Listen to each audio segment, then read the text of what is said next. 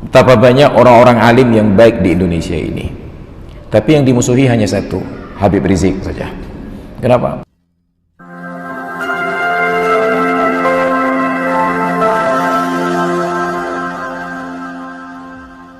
Nauzubillah.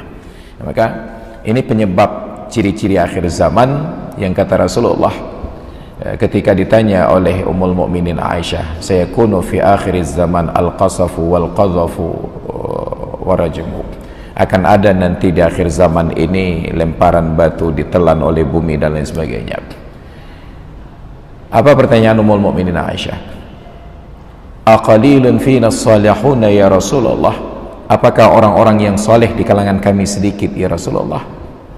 Nabi menjawab, antum kathir, orang-orang yang soleh itu banyak, wa qalilun minhumul muslihun, yang sedikit itu hanya yang berbuat kebaikan, yang memperbaiki keadaan.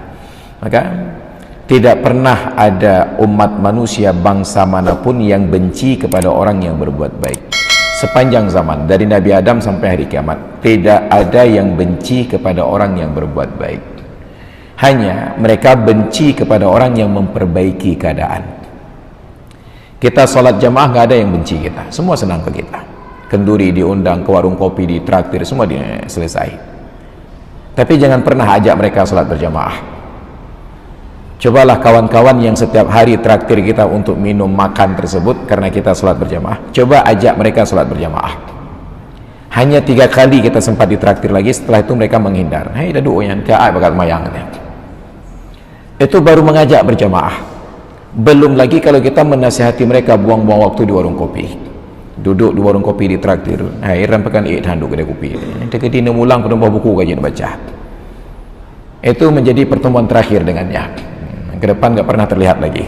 Asal melihat kita datang, dia langsung bayar tagihan, berangkat aja. Kenapa? Karena manusia tidak ingin diubah keadaannya menjadi lebih baik.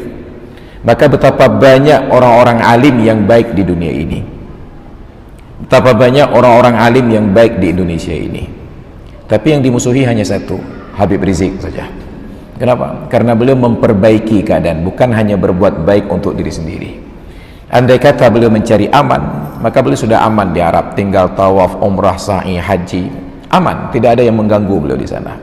Tapi karena memikirkan tanggung jawab di negeri tempat kelahiran beliau, kemungkaran dan mafasid tersebut merajalela, beliau pertaruhkan semua risiko tersebut. Jangankan beliau, kita pun membayangkan bahwa beliau pulang kemari tidak akan aman, tapi risiko tidak aman itu beliau jalani. Kenapa? Karena tanggung jawab amar ma'ruf nahi mungkar, maka beliau pulang. Dan ternyata terbukti bahwa itu dipersoalkan dengan berbagai dalih. Yang penting beliau harus bisa ditangkap. Maka kalau ingin hidup aman, jadilah orang baik. Tapi bila Anda ingin memperbaiki keadaan, maka siap-siaplah untuk menanggung risiko.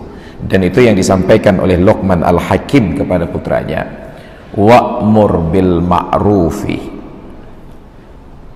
amar ma'ruf, belum ada masalah, wanha 'anil munkari, dan cegahlah dari perbuatan mungkar, barulah ada masalah. Wasbir 'ala ma asabak, dan bersabarlah atas derita apapun yang akan menimpamu. Baru derita itu datang ketika kita nahi mungkar. Amar ma'ruf tidak ada masalah. Maka kawan-kawan dari jamaah tabligh, mereka amar ma'ruf, kemana-mana mengajak orang sholat berjamaah, kemana-mana mengajak orang pengajian, kemana-mana mengajak orang berzikir, kemana-mana mengajak orang untuk dekat dengan para ulama dan majelis ilmu. Mereka amar ma'ruf. Maka kawan-kawan jamaah tabligh ini kemanapun, mereka aman-aman saja, karena mereka hanya amar ma'ruf. Tapi begitu ada yang nahi mungkar, maka mereka akan hadapi tantangan-tantangan ini di medan dakwah. Nahi mungkar itu yang menyebabkan masalah. Sedangkan kita, jangankan nahi mungkar, amar ma'ruf saja belum mampu. Maka betapa lemah keimanan kita. Saat azan berkumandang, hanya keluar diam-diam sendiri menuju masjid, bahkan lupa mengajak orang yang kita bayar minumannya dan makanannya untuk salat berjamaah. Kita memberikan makan dan minum kepada orang yang tidak kita ajak untuk berjamaah. Maka na'udzubillah, ini persoalan kita.